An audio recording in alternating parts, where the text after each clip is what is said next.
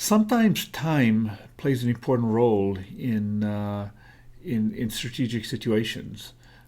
Things take step one after the other, and not only do they do, but the actors know that they will, and that influences how they behave. So the year was 1519, and Hernan Cortes, a Spaniard, was leading a flotilla of 11 boats and about 600 men about to invade a continent later to be known as America.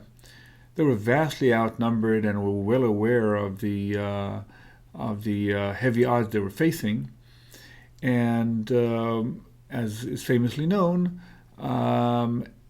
as they landed, Cortes ordered that all the boats be burnt.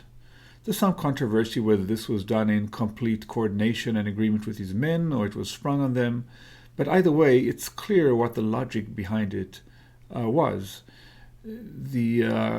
Cortes knew that as they faced these daunting odds, the men would be tempted to turn back, board the boats, and flee.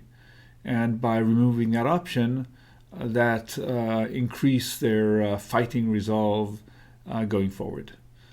And so, again, there's not only the fact that time passes between actions, but that one reasons about that fact and impacts how the strategic situation unfolds.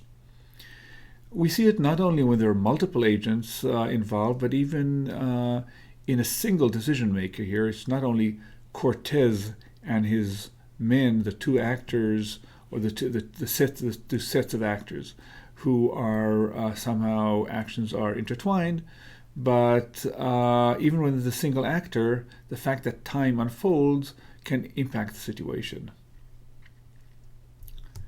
Here's another famous historical tale, in this case of Ulysses and the Sirens.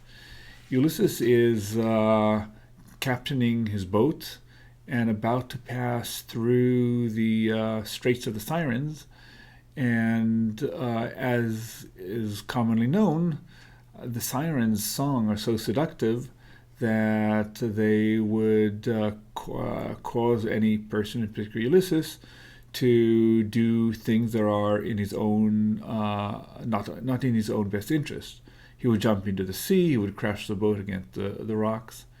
And so what he does, according to the tale, he orders all his men to first put wax in their ears so they will not be seduced by the song.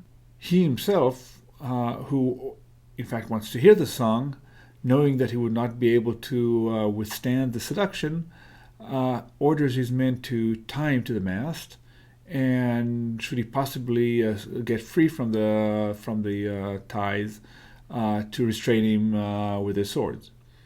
And so it comes to pass. They sail through the strait.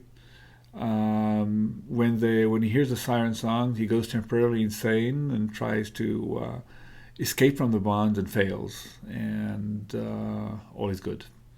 So here again is a single actor, in this case Ulysses, reasoning about the future, thinking about what will the situation be, and taking action now to impact what the strategic situation will look like in the future.